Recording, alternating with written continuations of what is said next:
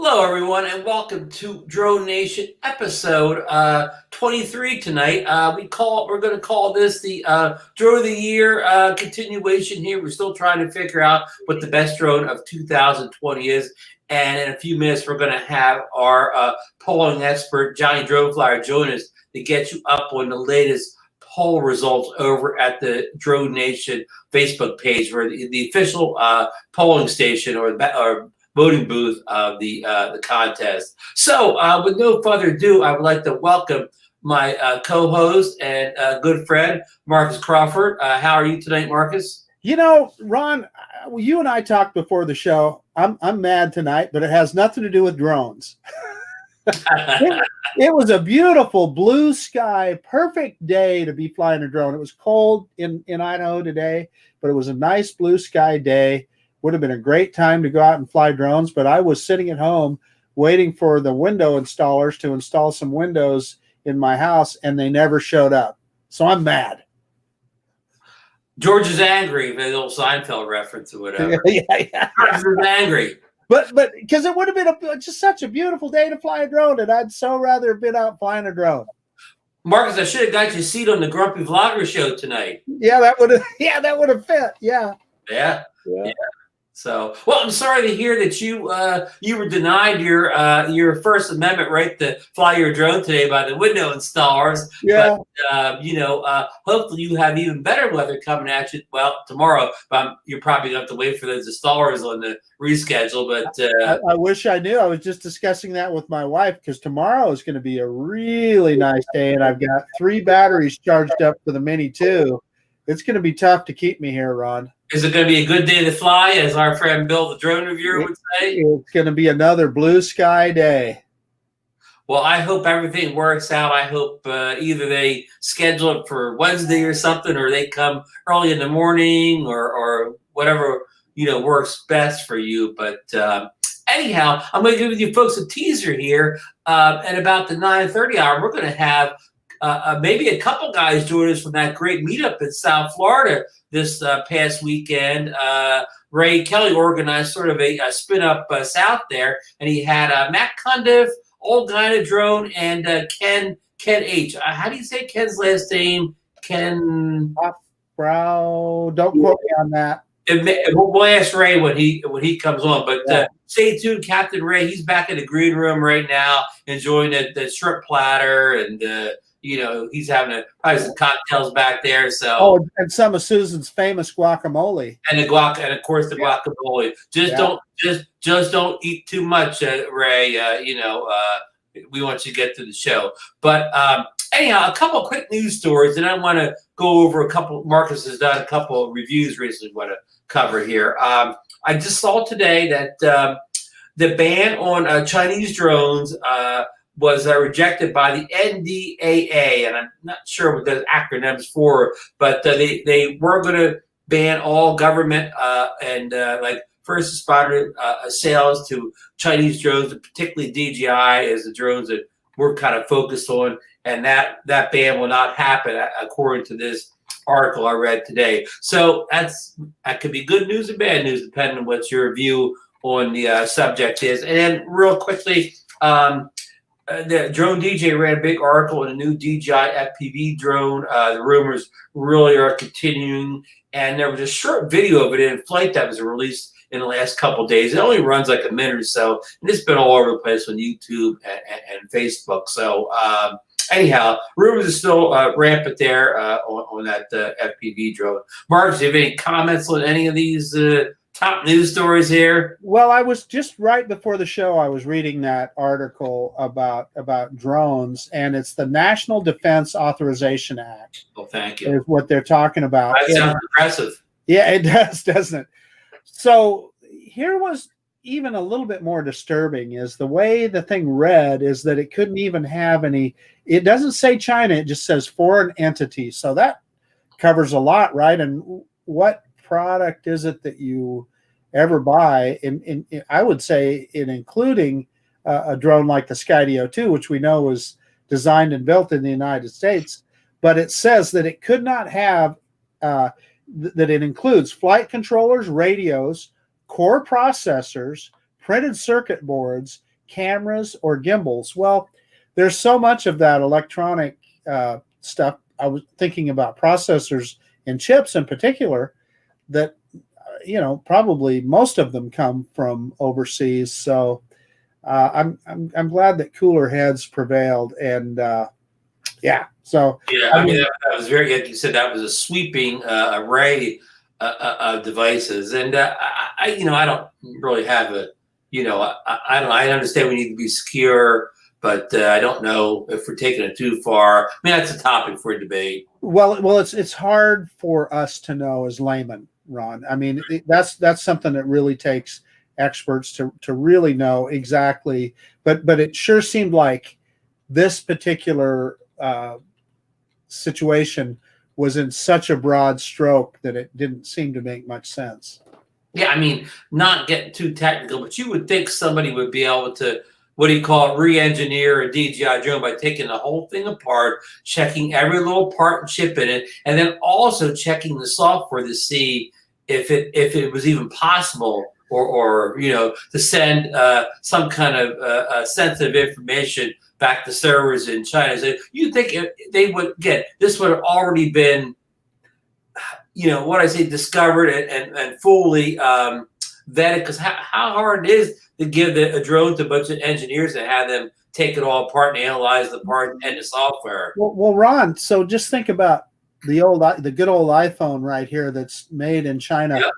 And this baby tracks us everywhere. And it not only does it track us, it tracks almost everything you do, because you do so much on your phone now. So exactly, Marcus, and you make a great point there. If I try to take my drone anywhere near sensitive infrastructure or military bases and fly that drone, I would get, somebody would come up to me instantly. If I walk by some kind of important dam or electrical plant, waving this in the air, not one person would say boo to me or whatever. As long as I'm on the right side of the property line, I can be standing right near the fence at the most important dam or electric. If I was on the other side of the fence doing this, not one person would come out and talk to me unless I stood there for 8 hours. But if I just went by quickly and took some video pictures, and this could send it right back to China too. So I kind of don't understand why, I know the views are great from up top on the drones,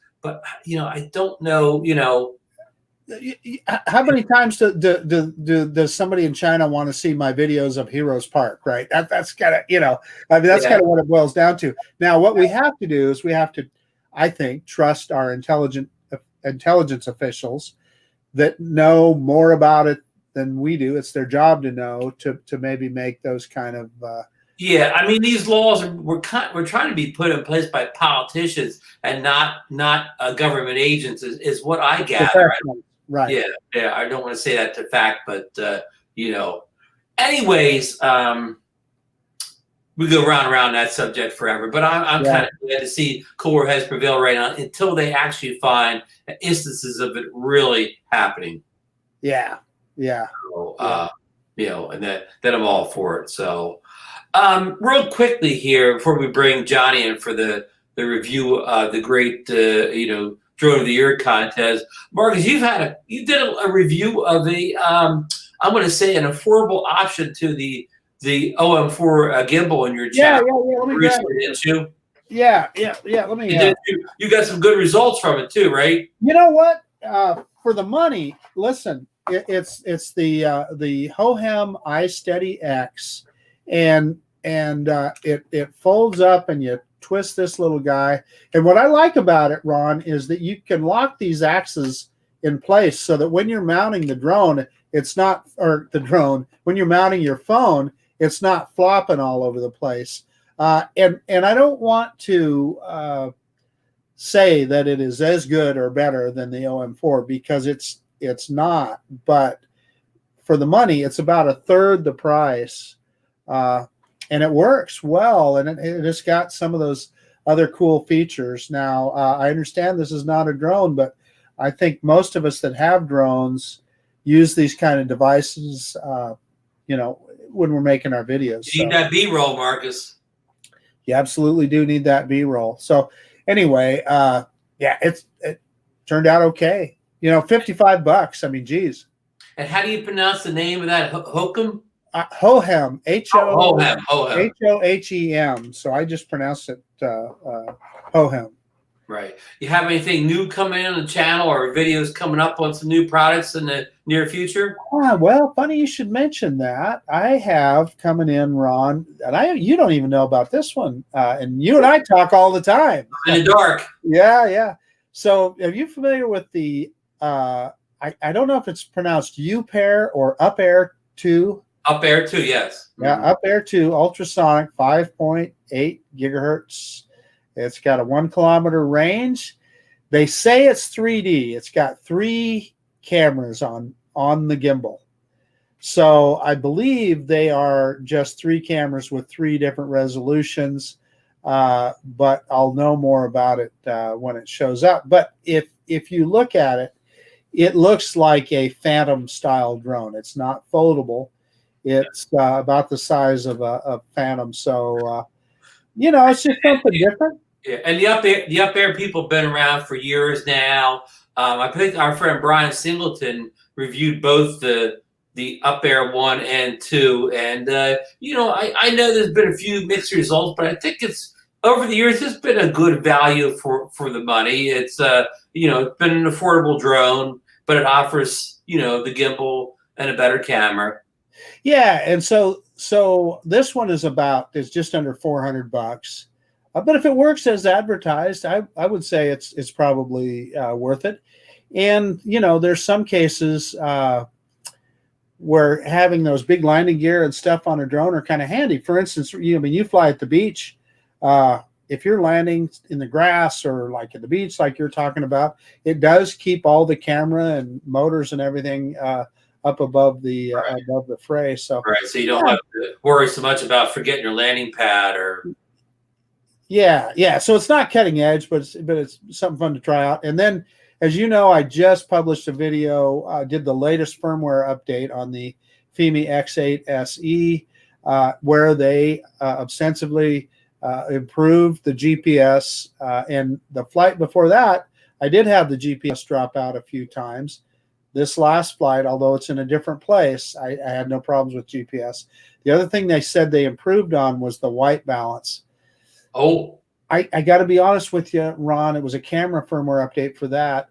It still looks a little bit oversaturated to me, but I don't know. And Brian over at True Drone Reviews, he commented that, and I think he may be right, that the colder weather can affect the camera on some of those drones too. And maybe so. So in any case, still had a little bit of, not horrible, but a little bit of a crooked horizon, and I really hope that FIMI gets that figured out one of these days. There again, that FIMI drone is about a $400 drone, so it's a value proposition. You're not going to get the same kind of quality that we expect with DJI, and as you've said before too, Ron, and I agree with you. Does the Mini 2 kind of put drones like that out of business in many ways? Unless you're planning on flying in high winds all the time, I just have a hard time recommending like the FIMI or the Xeno 2 over the Mini 2, because the Mini 2 is just so capable now.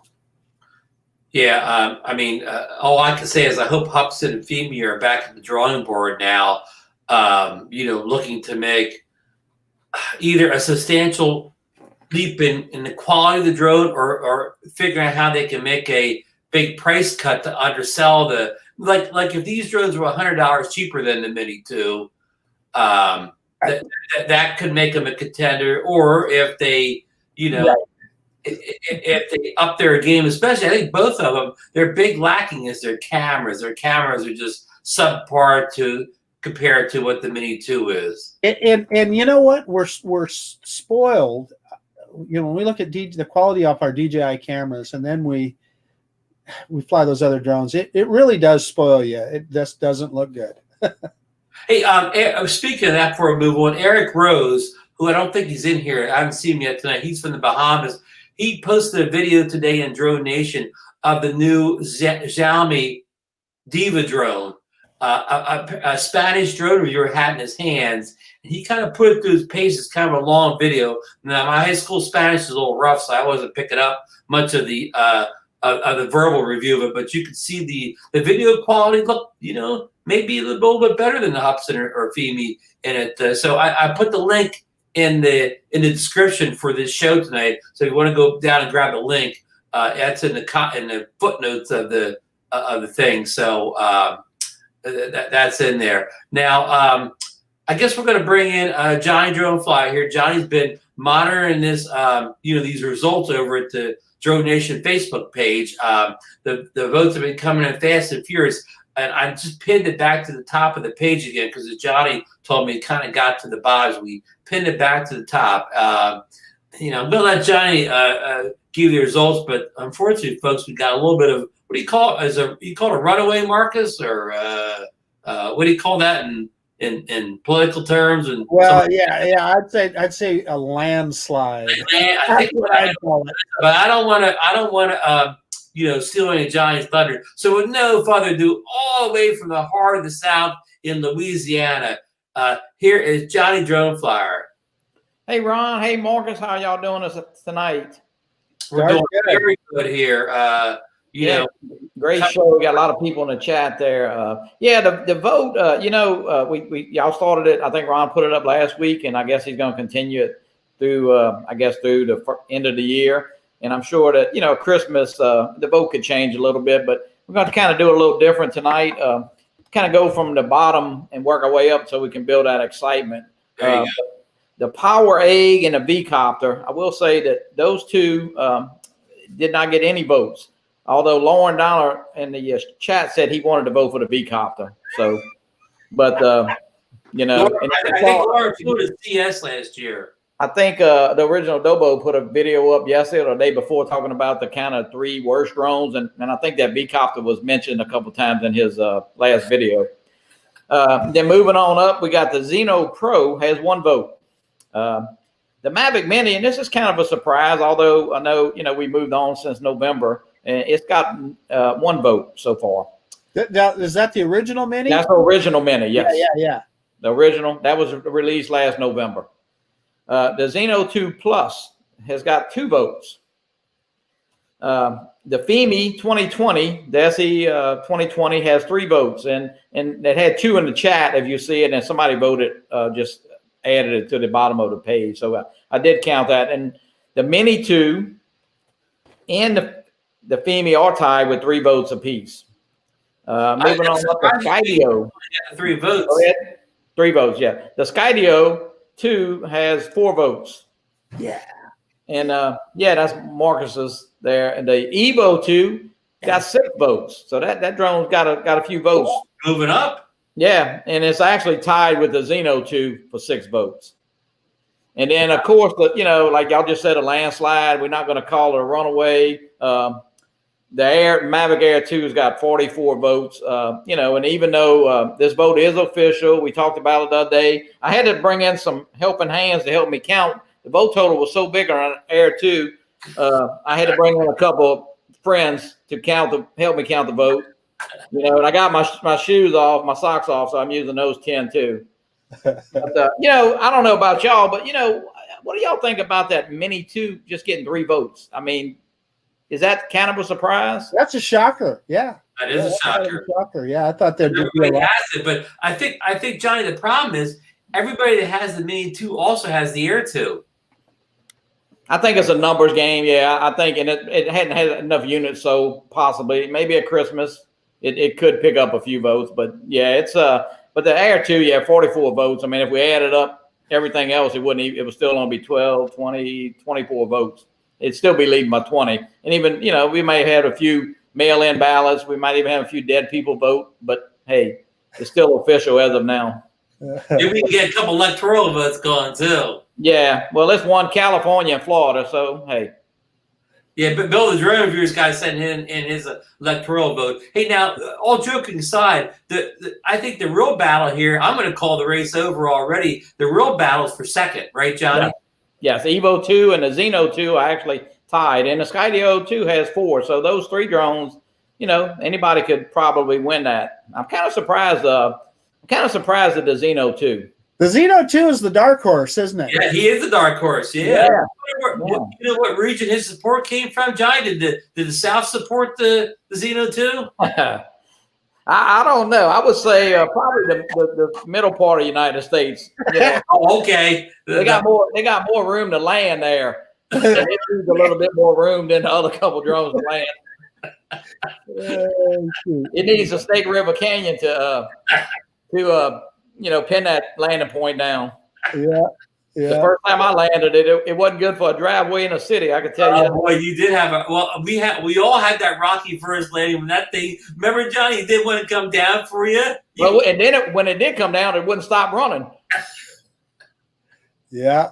Well, I had that problem with mine for a long time, although they seem to have cured it with firmware. But yeah, it would land, and those motors would just keep on spinning. And the thing and that'd be one thing if they were at idle, but what was disconcerting is they'd start revving up, and you'd go, "Oh, Jesus, is it going to take off again?" I almost saw it tip over, but it would tip over.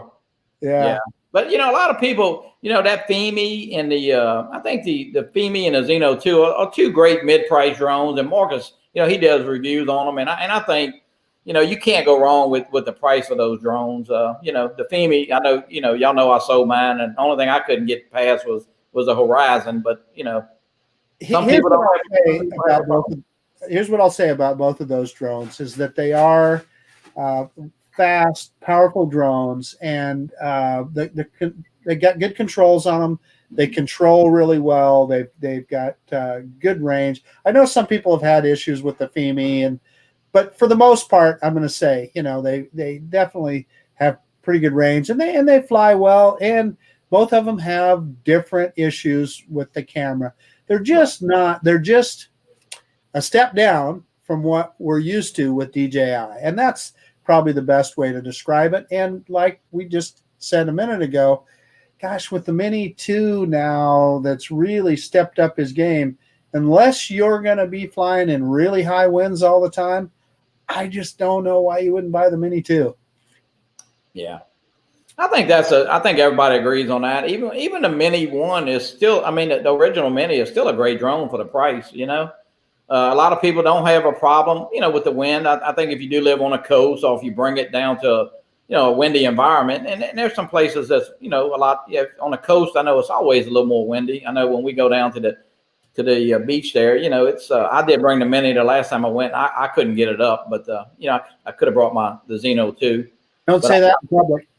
But I think the Mini 2 will definitely, can fly in a lot better wind.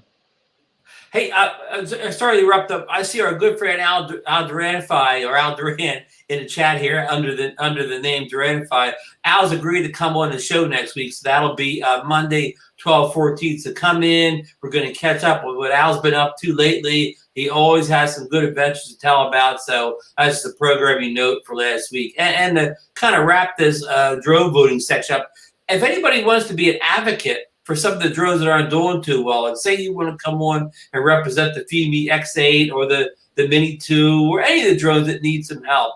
Hey, we don't need an advocate for the Air 2, but any of the drones, you want to be an advocate, contact Johnny or Marcus or myself. We'll see if we can get you in the show. And even if you don't feel comfortable coming on the live show, you can film a little 3 or 4 minute segments to send it to us. And we'll Lauren can send us his V-copter footage. If anybody would want to advocate for the V-copter, well, actually, we don't need you because that's not gonna get a vote. But if you feel strongly about a drone that's not getting support, love and support, just contact us and we'll work something out here. Now we're warming up here to bring Captain Ray on here for that big meetup, and hopefully he'll bring somebody on with him that was on with the matchup. But how about while we're waiting for him, let's go down some of the people in the chat here. What do you think, Marcus? Yeah, no, that'd be great. You want to roll down? You want me to do it, or? Well, let's see. I'm going to start at the bottom and work up. Our friend Greg is here.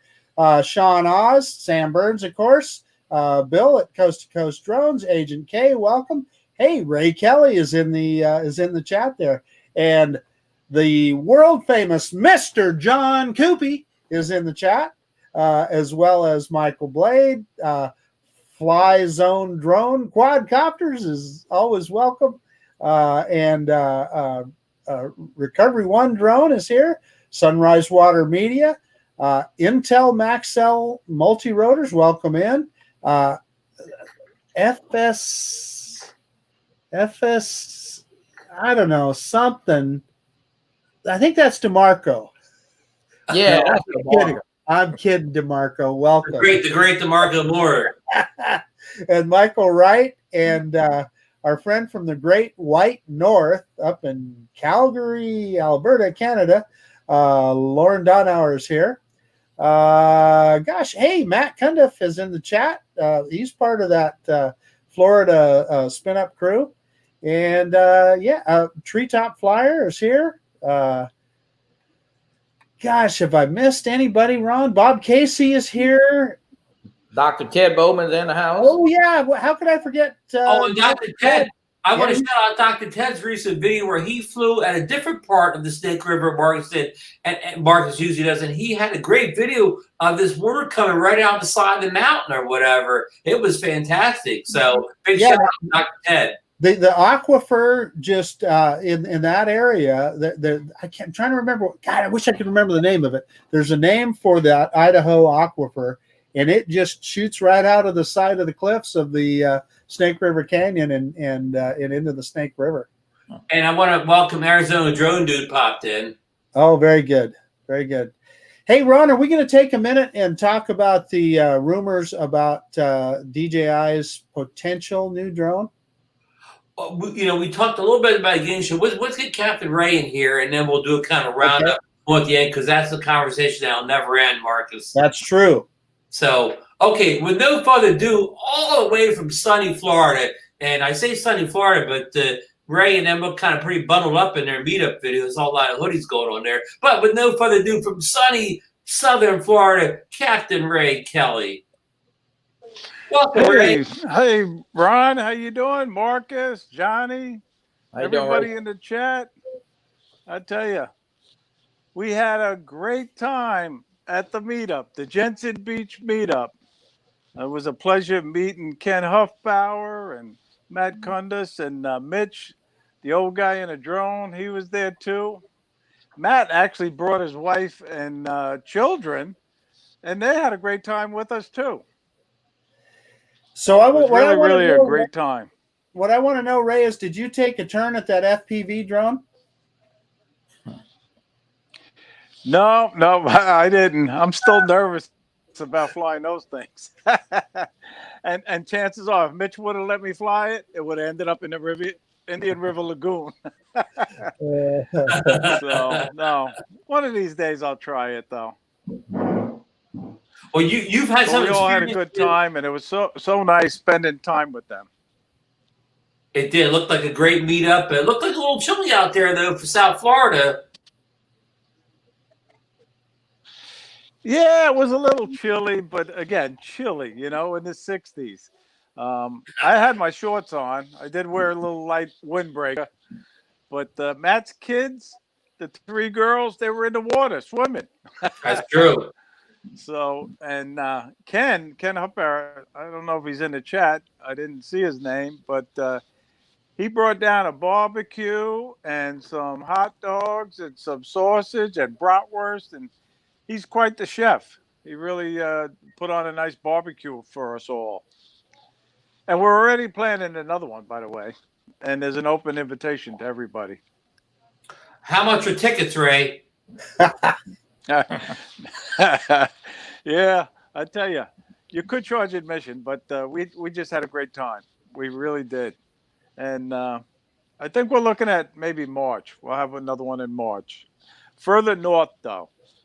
Maybe up around Melbourne where Mitch is, and maybe people, even if they want, they could go to Disney World. Jensen Beach is this a little bit north of where you are, right, in Jupiter? Jensen Beach is about an hour north of me, where I am. Okay. Yeah, but it's a beautiful area. I found that park Uh, I just happened to find it. I was going over the Causeway Bridge there to Hutchinson Island, and I saw a sign for a park, and I rode down, and there was a little beach there, and it was perfect. I was so glad I found it. You know, there's got to be a bunch of really cool places to fly a drone in Florida, I would just imagine. Well, there are, and there's a lot of water down here, and my preference is to fly by water or over water. Yesterday, I got a quick flight in, and I was looking for some sharks along Jupiter Beach because sharks migrate along the coast. Not that there's a lot of shark attacks or nothing like that, but they are out there, and I hope to find them one day. I didn't find any yesterday, but it was just a great day to fly. I was originally going to wait for a sunset, but the wind was down in the afternoon, so I just grabbed the drone and found my other little favorite spot up there by the beach, and had a great flight. But one thing I got to emphasize this is it was midday, and when I took the Mavic Air up, I kept getting manned aircraft warnings. Oh, because they're all low-flying aircrafts that fly along the beach there. And obviously, I'd go up, and then I'd lower it when the warning came on and wait for the plane to come by. And I had to do that a few times, and then finally I said, nah, it's not a good time to fly. I'll come back maybe at sunrise another day and look for the sharks. And I'll find them. I'm going to find those sharks. It is Class G airspace, but you just were getting those ADS-B warnings. So the aircraft, they were lower than 400 feet? Some of them, yes, no doubt about it. Believe it or not, yesterday, I wasn't flying, but there was one that was maybe 200 feet above the water. Yeah. Wow. Yep. Was this a helicopter or a small plane? No, these were small planes, yes. And believe it or not, I was also getting jet warnings. I did get one for a jet that was way up high. Right. Marcus, they're along the beach. They always pull those banners that advertise the restaurants, and they're pretty low. Yeah, they'll be coming. I haven't seen any of them yet during our stay, but they'll be coming. They fly along the beach here. Yeah, and they do fly pretty low. Right. And before I forget, Ron, I watched your video today, the sunset flight, and it was really, really great. I enjoyed it.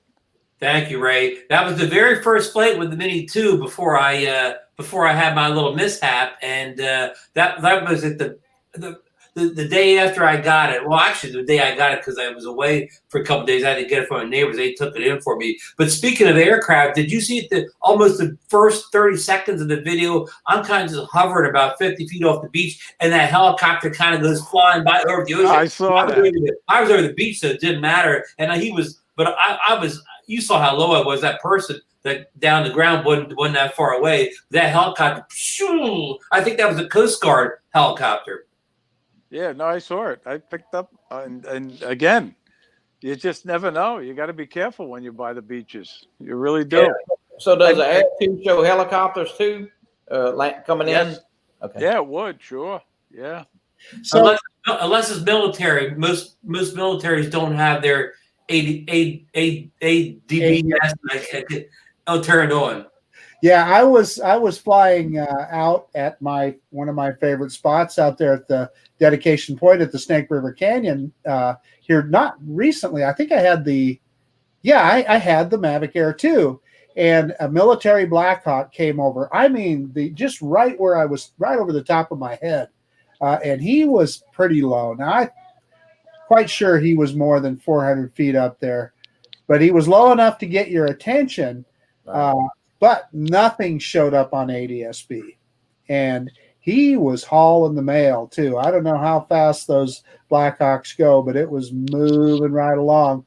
But the fortunate thing is I heard him so far in advance that I was able to hit the deck with the drone long before he ever even got over the top of me. But it certainly does get your attention. And like I said, military, Well, in fact, They keep it turned off. Yeah. other aircraft, they do not have to have their ADS-B on if they're not in controlled airspace. So, I fly almost always in Class G airspace. So I still think your best way to find aircraft, manned aircraft, is to listen. I'm telling you, you hear them long before you see them. You do.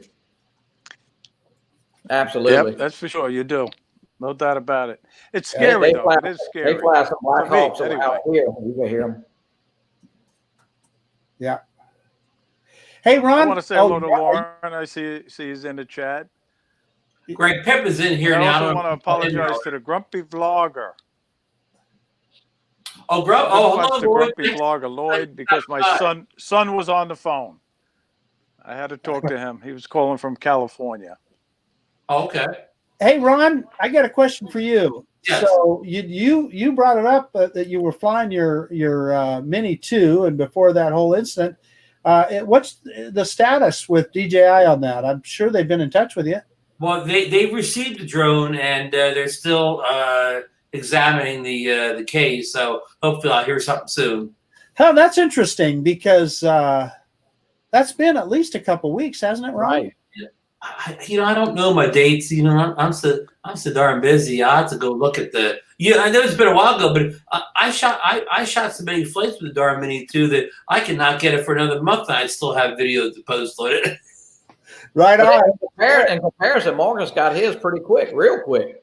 I had it back in my hands, I believe, in less than 2 weeks. Right. Which was just amazing, I thought. Yeah. Yeah, Ron, yours is. I want to say hello to my friend William Benson, Bill. Hello, William. Thanks for coming in, Bill. Thanks for joining us, William. Anybody that's in the chat here that hasn't subscribed to the DroneNation YouTube channel, please subscribe to us. Even if you don't come back and watch any more videos, we can just use the subscriber. And if you really like what we're doing, go over to the Facebook DroneNation page, subscribe over there. Then you can vote in the Drone of the Year contest that we're currently running over there. So thank you for letting me do all the shameless promotions here. And now back to the show. Just to wrap up, I think it was great that Ray was able to get together with Matt and Ken and what's old guy with the drone's name? Mitch White. And whatever. Yeah. So I think I wish, we'd see more of that in the community, the guys getting together, especially guys that hang out with the same people. I think that's great stuff. I would love to be part of it in March. I hope I have my, my shot by then or whatever, that I don't catch that darn COVID. And I'd love to be down there flying with you guys. So, yeah. Canadian Drone Hub, Roger just Hey, Roger. Roger, shout everybody out. Hello, Roger. How's the weather up there in Canada, buddy? he's getting some snow. Getting a little snow, the white stuff? Yeah, he showed this morning. I think he was showing his front yard there. It was it was pretty wild. I don't know if you guys saw the video that I posted with my friend Bill here. He was the star of that video. We went out and bought one of those cheaper drones, a Mavic knockoff, and he crashed all over the place when he tried to fly it. No. The following Saturday, he went out and bought a Mavic Mini. Oh, very good. He can fly that one, no problems. Yeah, yeah. Hey, Ray, just to get an unofficial survey, how many Mavic Air 2s were at that meetup last week? We had 3 there. We had 3 up in the air at once, and it was fun. It was really great to see him. Mitch did bring a Mavic Zoom. He brought that and flew that. I saw that. But Matt and Ken both have Mavic Air 2s and Mini 2s. Matt also had a FEMI. He was flying a FEMI. Oh, really? Yeah. The feed some love. Yeah. So that's our unofficial poll of the meetup there, Johnny. Looks like the Mavic Air 2s are dominating the meetup also. Yeah. Well, that's not a surprise, But hey, they could, they can only vote for one, but they own both. So I don't know how they voted.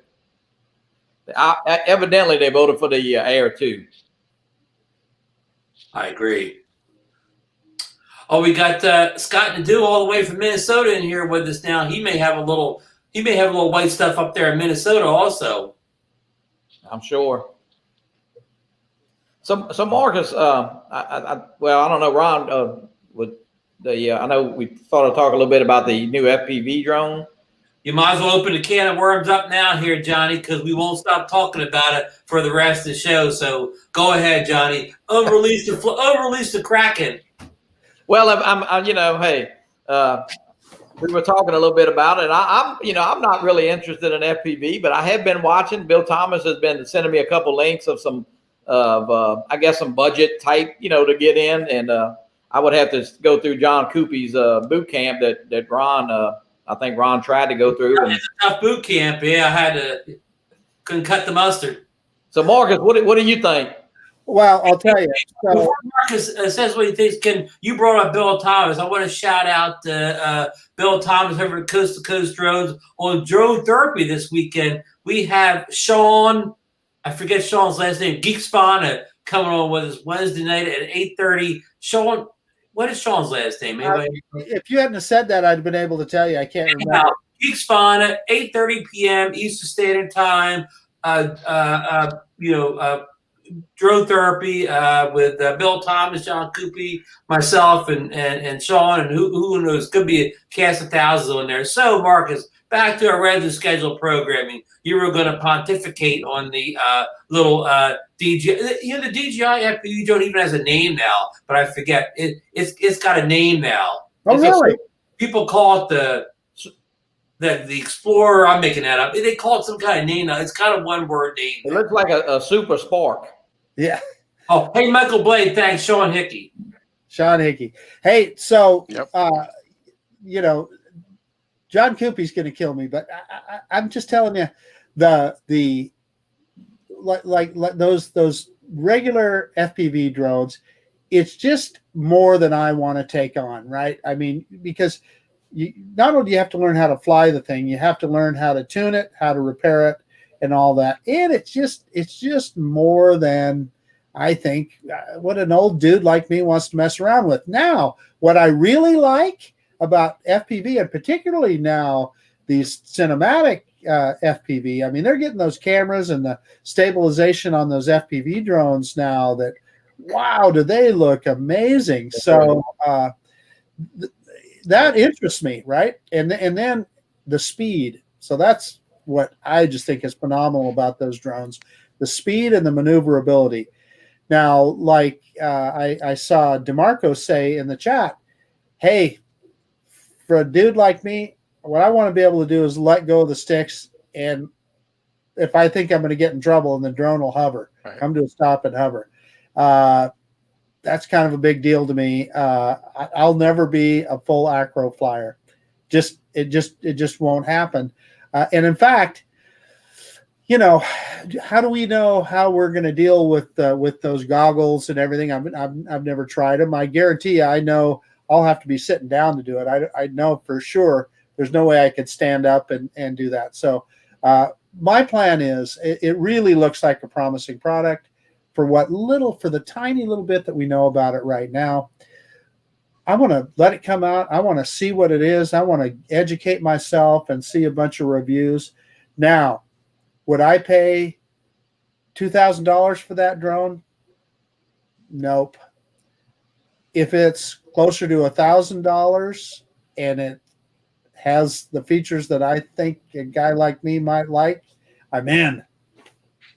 Hey, anybody have a prediction on what the price of the DJI FPV drone? I mean, I'm talking the full kit with the goggles, the controller, the drone. Anybody have a guess? Coopy was talking about it in the chat here a little while ago, and I think he was guessing right around $1,500. John, if you're still in, maybe you could. I think they said between $1,300 and $1,800 bucks is what they kind of guess, and I don't know how they came up with that.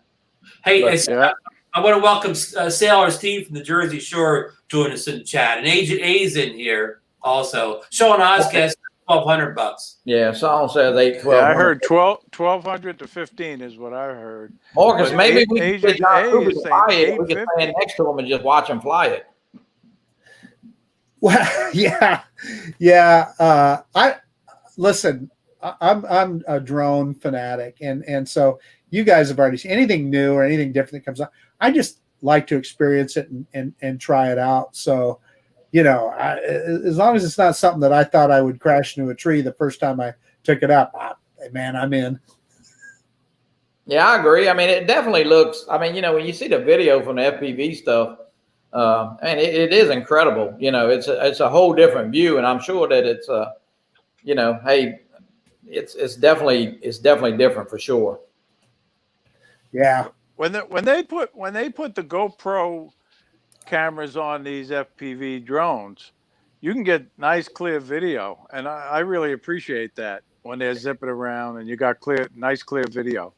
Well, Ray. So have you seen some of the ones where and these guys are amazing, and they're the bigger FPV drones that they'll put like a GoPro on, and they'll go up into the mountains and stuff. And the cool thing about it is, it's the speed. They'll get to the top of that peak and then down the other side and then back and so fast, and it really looks amazing.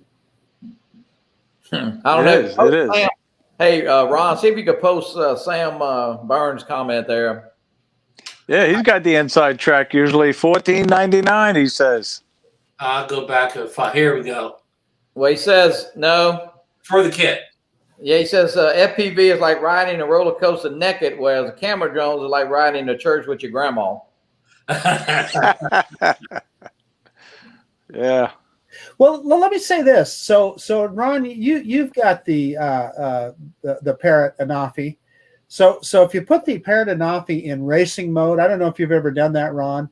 Yes. It kind of acts like an FPV drone. It's still GPS, but it tilts and moves. In other words, the camera is fixed in that tilt axis. And it still looks really good. It fakes FPV even though the drone flies no faster and no more nimble than it did in the stabilized mode. And it's really fun to fly that way. I used to love flying that Anafi that way. Right. So if this DJI drone is that on steroids, dude. Well, over it. Let's review the Drone DJ article from today, and I don't think I posted it in here. I posted on the DroneNation Facebook page where they're guessing that it will have GPS and that we'll have the stabilized mode, that you never have to put it in at an acro type mode. You can always just fly stabilized.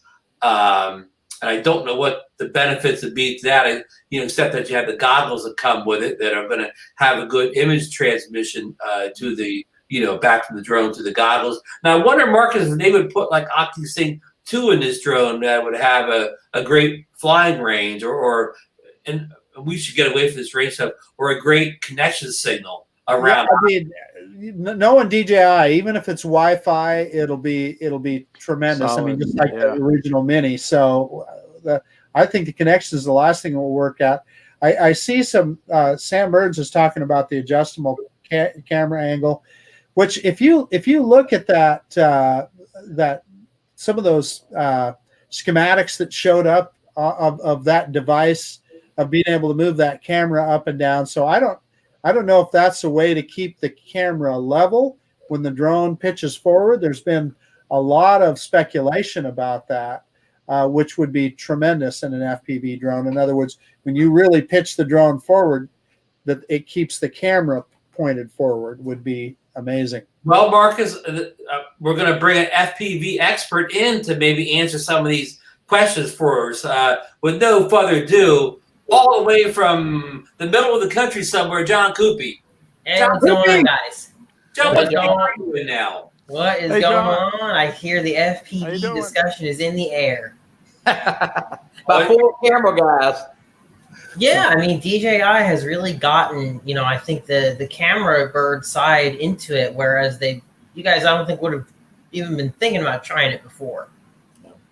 Well, the drone DJ article today, John, said that they think this is going to be a big impact because this will be a drone. They said the biggest barrier to entry in FPV wasn't the cost; it was the learning curve that you need to get into it. And this drone kind of, what you say, babies it down or whatever for beginners, where they don't have to bind, they don't have to beta flight. It's got GPS and you can fly it totally stabilized until you get comfortable with putting it into an accurate type mode. That may make people jump in that would have never jumped in before. What's your take on something like that, John? Yeah, absolutely, Ron. I think that's exactly who it's made for. It's made for the cinematographer who's more focused on getting the shot and doesn't want to go through all the technical hurdles of setting up beta flight, building their own quad. They just want a complete solution. And I also think it's for a professional too, in a sense that, they may know how to build their own drone, get all this stuff set up, but hey, if this thing can really do 4K at 60 frames per second, okay, and you don't have to deal with a GoPro or any of that, you just be able to pick that up and go. I think that's an incredible value. Yeah, I totally agree. It's going to be another home run for DJI. They're going to sell a lot of these. Yeah, and I mean, I don't think that they're going to really take. I don't think they're going to take away. I don't think they're trying to replace this, because they're not going to replace what this can do completely. This is my self-built FPV quad. It actually has the DJI Air unit and all that in there. They're not going to replace this. I don't think that this new drone is I don't think this new drone is like a bando basher. I don't think it's meant to be smashed and crashed. Not that it's weak. I think it's tougher than people. Some people in the groups are thinking it is. I've seen people look at it and oh, it's plastic. It's gonna break so easily, and then you're gonna have to go to DJI to get it fixed. It's probably not indestructible, but like I said, I think it's tougher than it looks, and I will wait wait before I judge it. Wait before I judge its durability. I think some people might be jumping the gun on that one.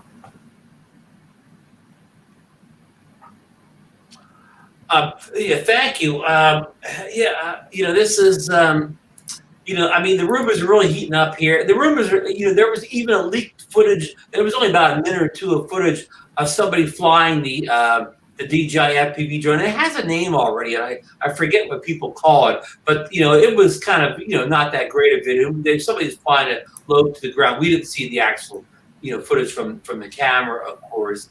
And one of the points also they were making in there too that if this drone has all the GPS, and this article said that it would have at least 2 front sensors, that people could just fly this line of sight without even putting the goggles on to get comfortable at first too, which I guess would be helpful for people that are real brand spanking new to FPV.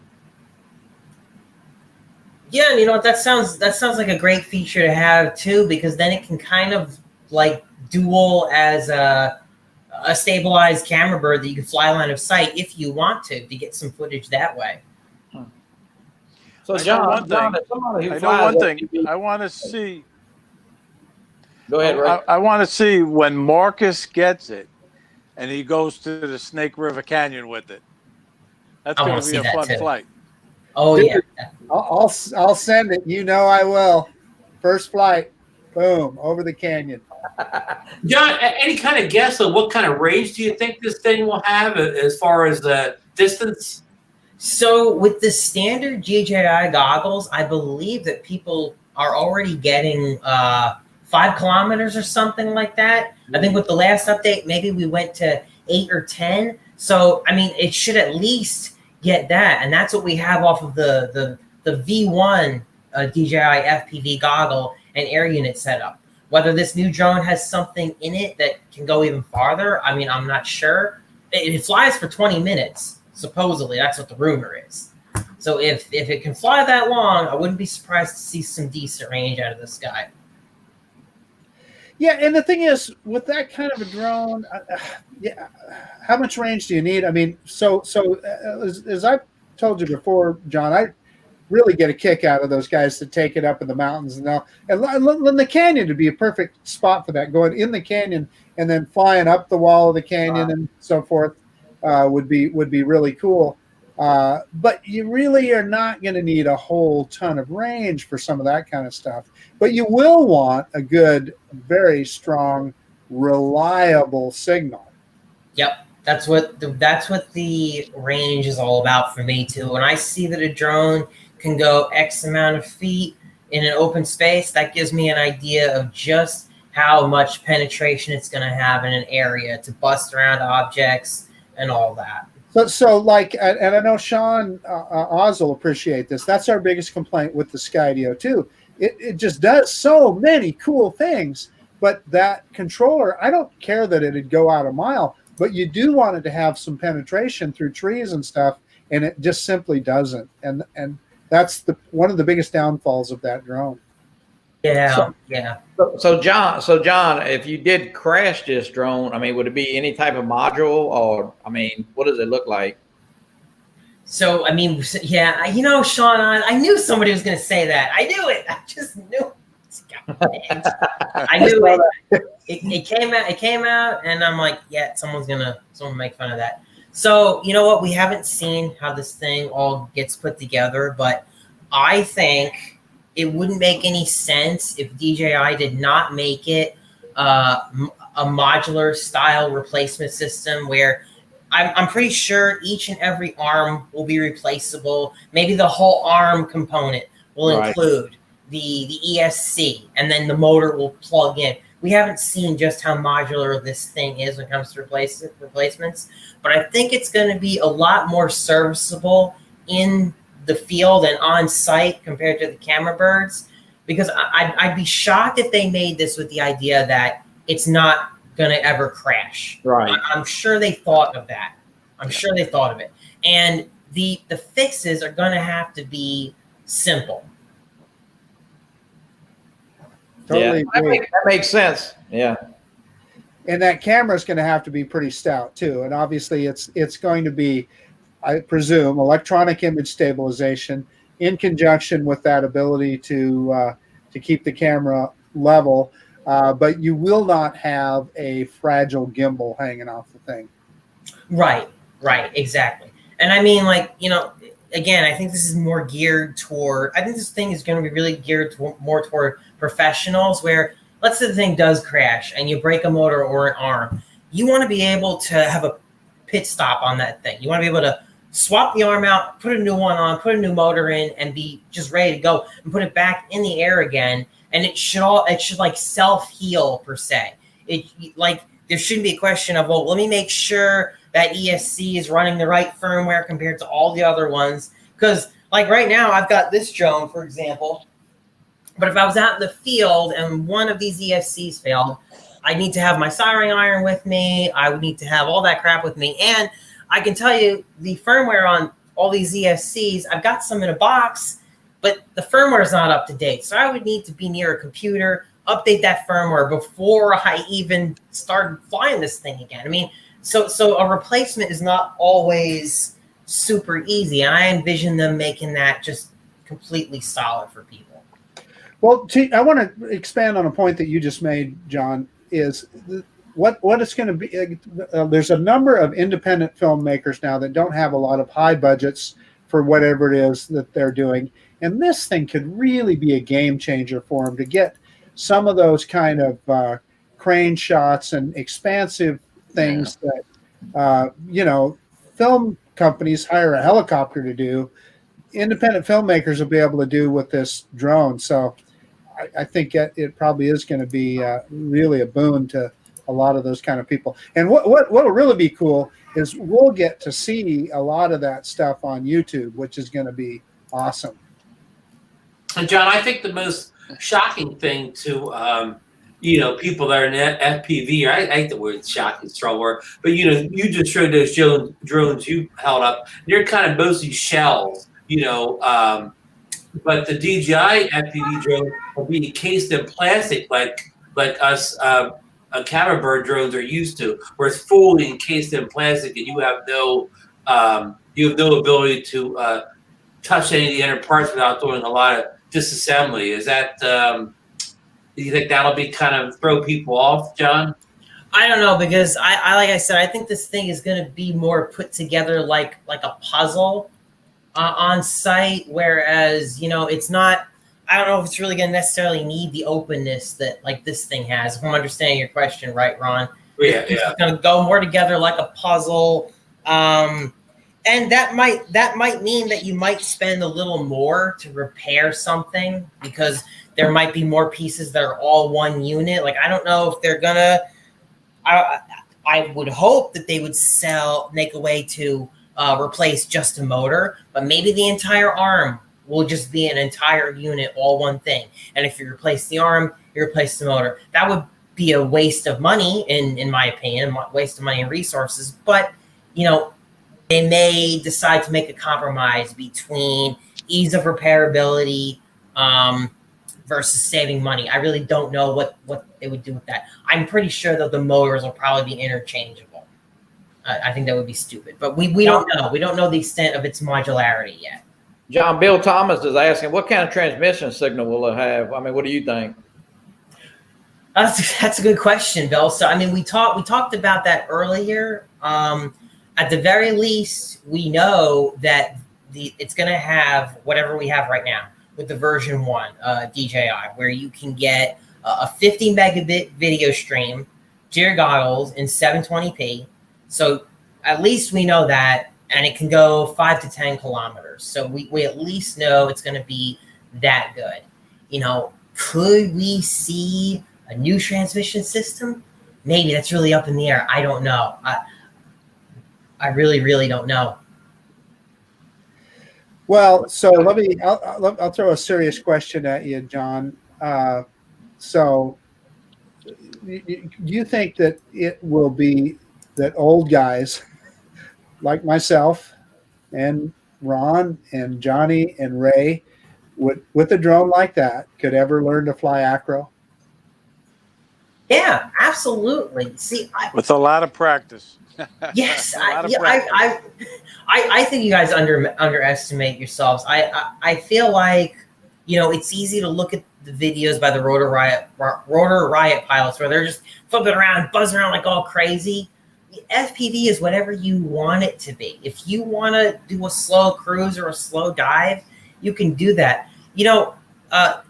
The cruising is not even necessarily a new thing. Like, we have 7-inch FPV drones that are just designed to cruise smooth over like a mountainside or a canyon. People have been doing that for a while now, and those things will fly 20-30 minutes on lithium ion battery cells.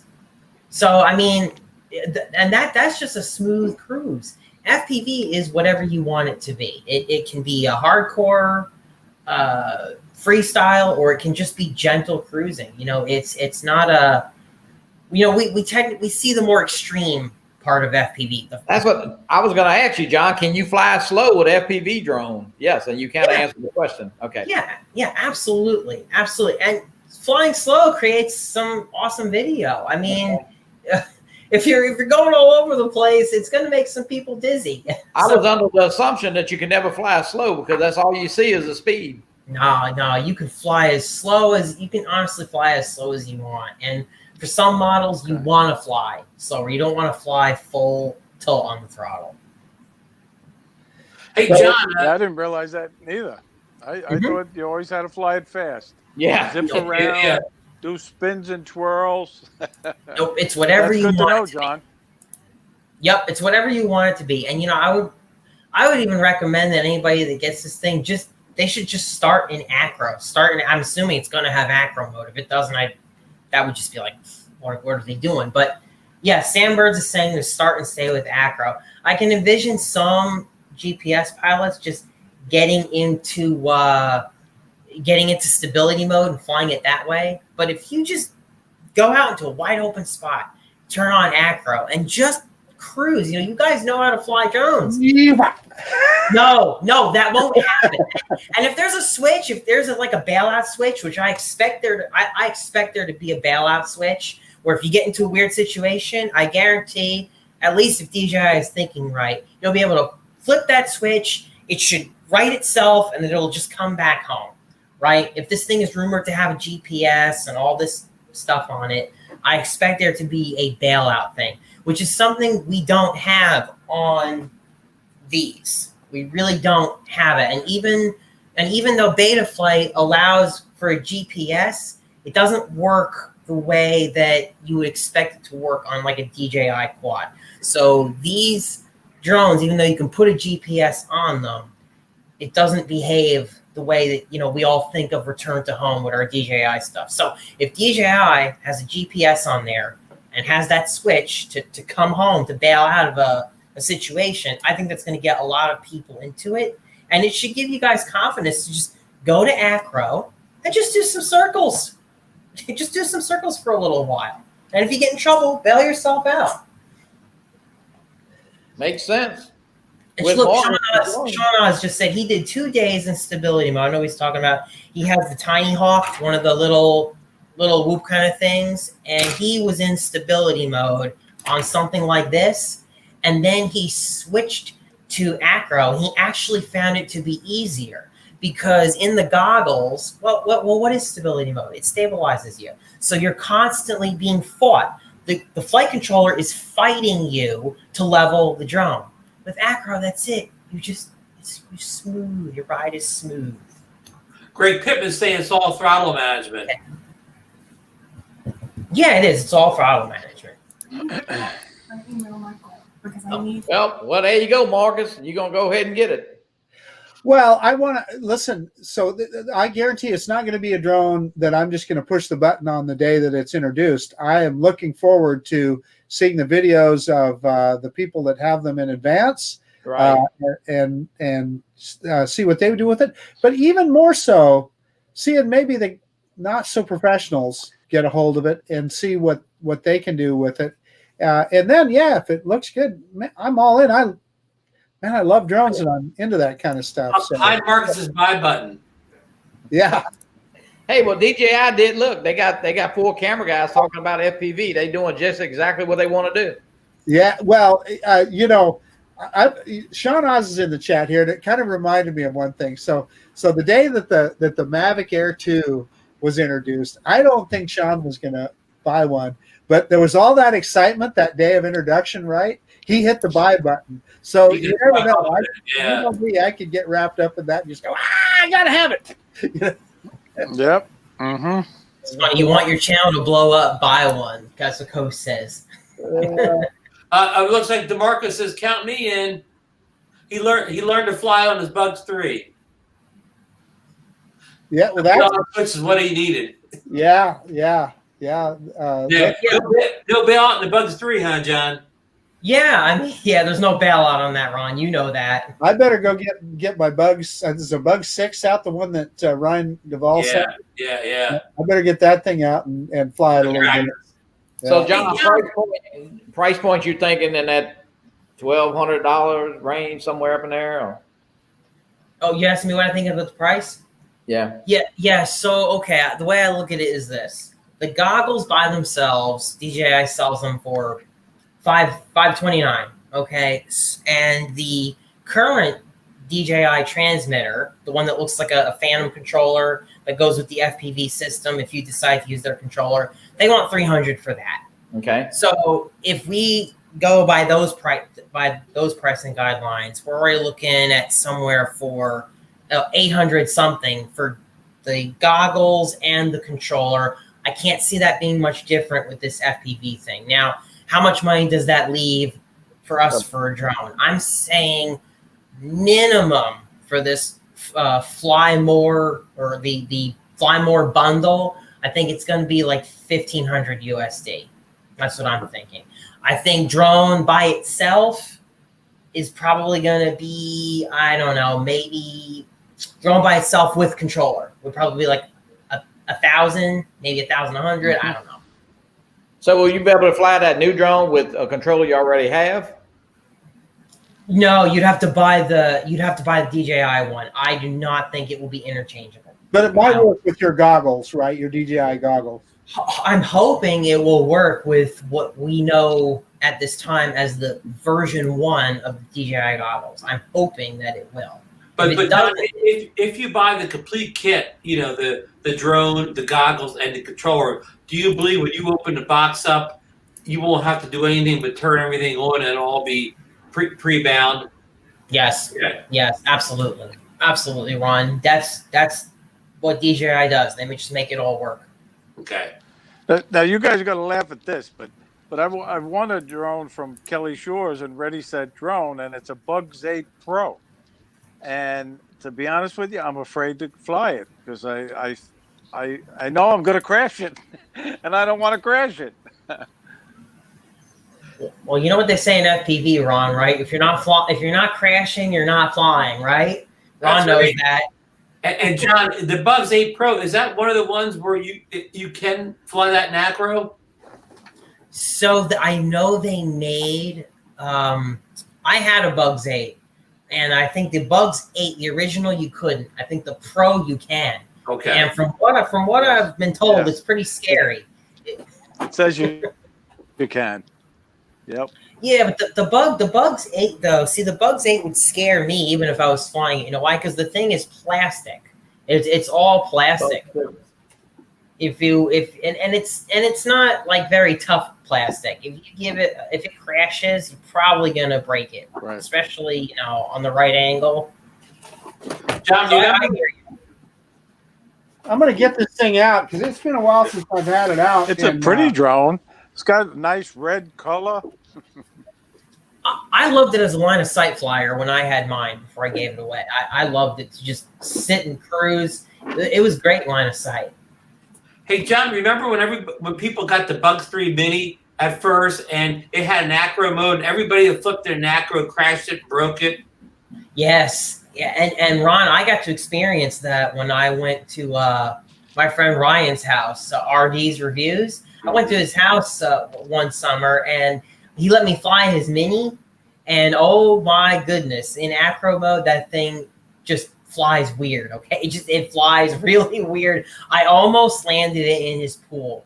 Also, it has a weird, like, twitch. I don't know how to explain it. It feels really strange, the Mini. So, Marcus, you haven't flown that yet. No, I have, and I haven't flown it for quite a while, and I'd kind of forgotten what it looks like. But it does not carry a camera. It's just a drone. It does have brushless motors, but the controller, just like what Sean Oz was talking about earlier, it's just a throttle. It does not. The left stick does not center. It's down for off, up for on, and I can't even remember. John, I was looking at the back and seeing the plus and minus there. I don't even remember what that means, but that's the battery. Oh, that's where you're plugging in the battery. Yeah. Yep. Yeah. But it does have lights, and the lights are different colored on each side, so you can tell if it's coming or it's going. But let me tell you, these brushless motors, this little SOB hauls the mail. Oh yeah, absolutely. Yeah. Absolutely. But like I told you, it's a pretty drone. That is a nice drone. Yeah, See, they're very But, similar. like I say, I don't want to crash it. Yeah, no. Hey, Ray, just go for it. And I know why, because like it's basically made of plastic, man. It's cheap plastic too. I mean, I'm not trying to put it down, but it's just the truth. I would be a little worried about flying it in acro mode too, because I've seen some people get those, go out, and they're like, "Oh, great! Well, I broke it on the first time around." And MJX, I feel, should never have made those FPV racers. They should have just kind of stuck with the toy stuff and not tried to make those things something they weren't. You need to create a durable product if you're gonna push it as an FPV drone, because otherwise, I don't think that thing even runs standard propeller. I don't think that thing even runs a standard propeller thread on the motor. I think those you can only get propellers from MJX. You just motivated me, John. I need to get this. I need to get this thing out and fly it some more and get some practice. Do it. Do it in line of sight, man. It's just fun as hell. That's the only way you can do it is line of sight, because it has no camera. There's no FPV at all. It's all a line of sight drone. Yeah. Well, Marcus, if you crash it, you could just zoom in with the Air 2 and see where it's at. Oh, dude, I've crashed it. There you go. I've crashed it plenty of times. and really, I mean, it is pretty durable. I mean, it looks like new. I mean, there's no evidence of any crash. And of course, I did it out there at Heroes Park, and it's just into the grass, and that grass is pretty soft. But so, John, you think they'll have a new version of Refresh Care for this drone here? Man, that's a good question, and that's something I honestly have no idea what they're going to do. Yeah, I mean, it may be like a special for that drone. I'm thinking possibly. Yeah, and who knows? Like maybe they might offer some kind of, if this thing is serviceable, self-serviceable in the field by just plug and play, I could maybe see them offering some kind of crash kit or crash plan where if you do break an arm, you can maybe get a plan that allows you to have like 2 arms ready for you to go and ship out. Like I don't know how they're going to handle it. I really maybe don't. Maybe it needs Aflac. Maybe that's what it needs. Yeah, get that. There's gonna be a lot of crashes with them. That's for sure. You're gonna get to know your UPS guy pretty good. Whatever it is, they got a plan for it because DJI is not stupid. They've thought of everything we're all talking about here. So, but it's a really good question. How are they going to handle the whole care refresh thing? I think it's going to be a lot different, whatever it is, compared to what you guys are used to the GPS drones. Because the GPS quads, those plans are created based on the idea that most pilots are not going to crash it. It's insurance basically with a deductible based on the idea that most people who get it are not going to crash it. And so that works. But how do you do it with this one that they know people are going to crash it and something is way more likely to break? It's interesting. Yeah. Well, I'm sure they already thought all that out. John, I wonder if they have some system where it's refresh care only works if you have it in regular mode, like all bets are off if you put it in acro. I mean, I think that would really ruin it for a lot of people, Ron. I can't see them making that kind of restriction. I think that would turn people off. If anything, it may just be that unless the drone has been catastrophically destroyed in a crash, you might be able to get things on an as needed part basis. And who knows? If you guys can use a screwdriver to put this thing together, you guys would be all fine with that, right? Oh, yeah. Yeah, just send me the parts. Yeah, the thing is, the Mavics, the Phantoms, none of those things were really designed where we could easily fix them. Right. They all required soldering. They all required, in some cases, the electronics didn't match up. They were just not made to be user serviceable. I think this thing, they're thinking about it. They thought about it. Sam Burns pointed out how there's screws on where it looks like you can just unhook the arm and put a new one on. I'm sure they've thought about it. The top looks really cool. The top is clear. It looks clear. It looks pretty cool. Yeah, it does. It absolutely does. Well, I think I need to challenge Captain Ray Kelly. We need to get our little bugs drones out and fly them around a little bit and get some practice and see. You guys should both fly them at the Florida meetup in South Florida. Well, I'll tell you, you're joking around, Ron, but that vaccine comes out and I'm ready to do some traveling. I'll bring my Bugs 3 down. We'll have a Bugs parade. There you go. I'm looking at the chat You motivated me, Marcus. You gave me the challenge. I'm going to have this thing flying by the end of the week. Yeah, let's do it. Man. My big question for you guys is, let's say you guys really love the DJI FPV drone. You get on well with acro. Do you think any of you guys would consider, say, going this route? No, you guys still wouldn't. We'll see. We'll see what happens. My response starts with an F, John. The thing is that the DJI drone, I don't care how good it is, it's not going to be able to replicate this experience that I have here. It'll be a different experience, but it's not going to replicate what I have going on here. It will never replace this for me. I view this thing as more of a tool than something to fart around with for fun necessarily. You can use it for fun, and it will be. I actually think I'll enjoy it as a long range cruiser. To be completely honest with you, that's what I see it doing for me.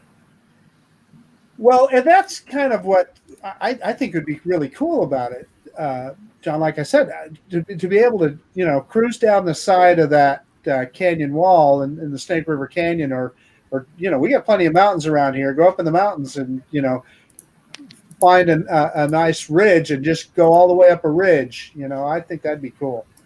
Yeah, I agree. And right now in the FPV world, the 4-inch long-range cruisers have exploded. That's the most popular model there is out there because it gives you this different experience. You're not flying around like a crazy man doing all these flips and crazy moves. You're just going out, lifting off, exploring. You're flying this huge lithium-ion battery pack, and you're getting 20 minutes, 30 minutes of flight time on some of these 4-inch models, and you're just cruising.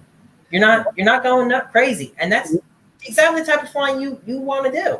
Yeah, I mean, I'm just thinking about Sean Oz. I mean, he lives in the perfect location for that kind of stuff. I mean, the mountains. Yep, the mountains, and you have the Snake River Canyon. I mean, and even for me, I've got the river area to fly.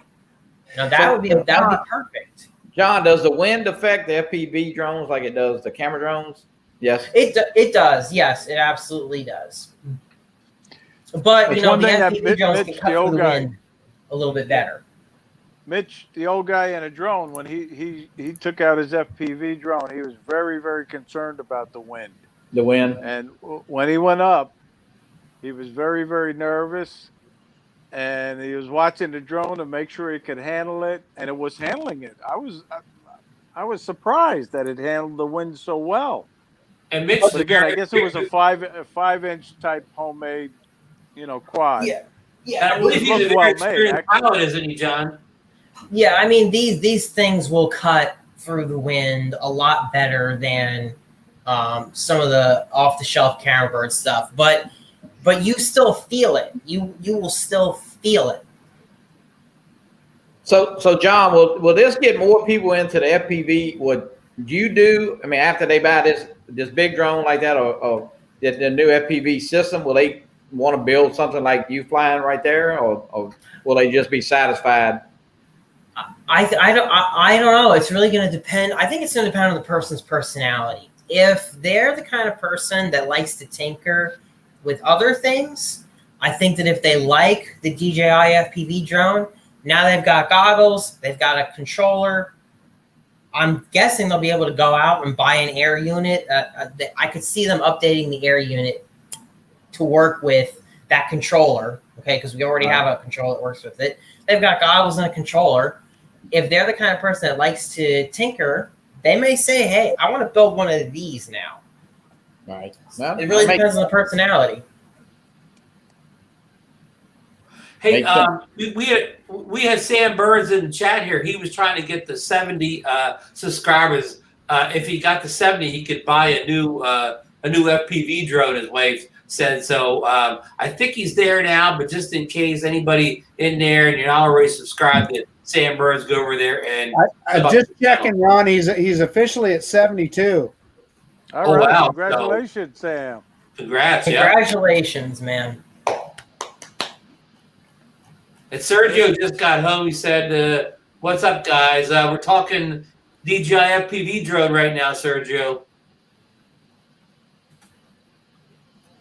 So we're almost at the 10:30 mark here. So we're going to wrap this up in a few minutes. Anybody else have any subjects they want to bring up before we get off the air tonight?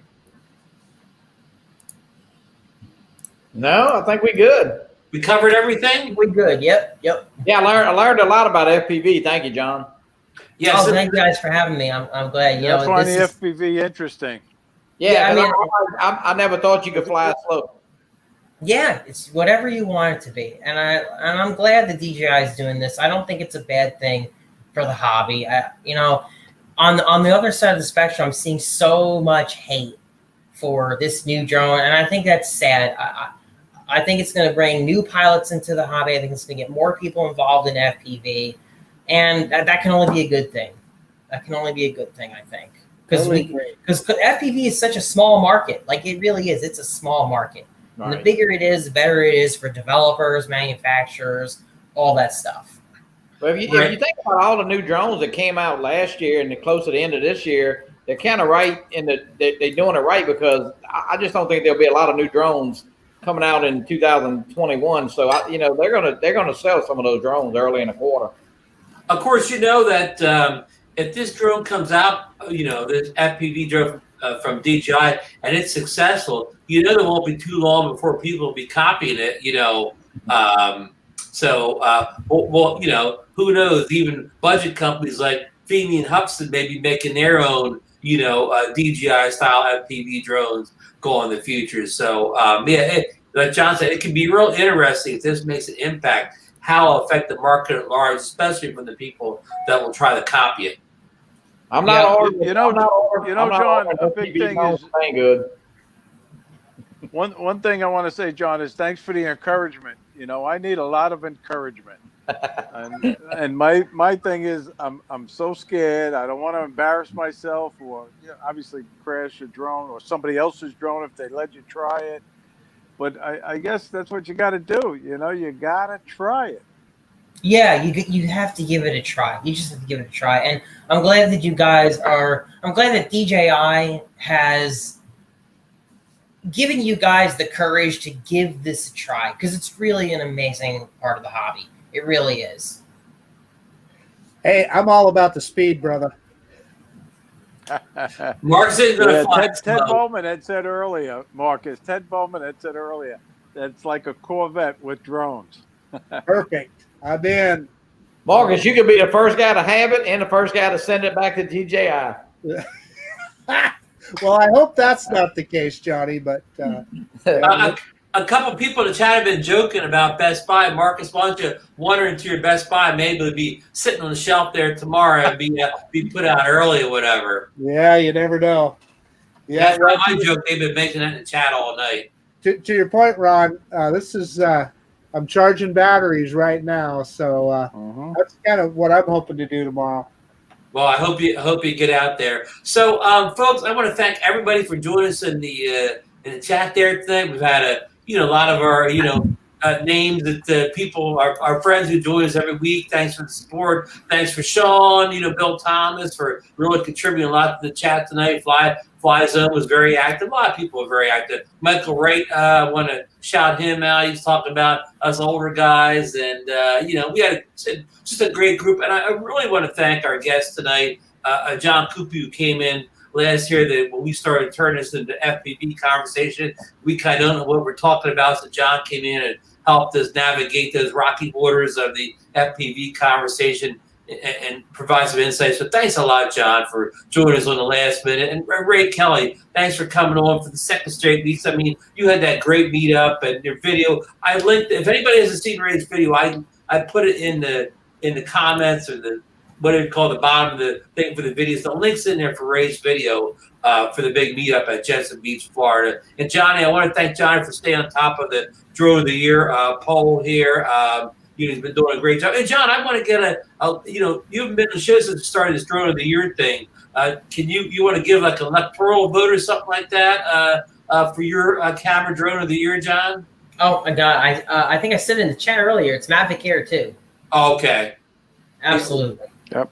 Okay, so you jumped on the bandwagon with the what do you call that? What do we call that? Not the runaway candidate, landslide candidate. Landslide. And Johnny's our head canvasser. Oh yeah, with Johnny on, there's going to be no funny business on the voting with Johnny on top of things. That's it. It's going to be legit, all legit. Mark, he is known to take a few bucks though. Hey, trust somebody from Louisiana to count votes. We've had 4 governors in jail.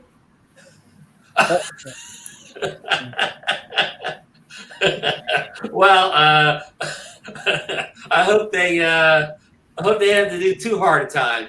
Well, it is what it is in Louisiana.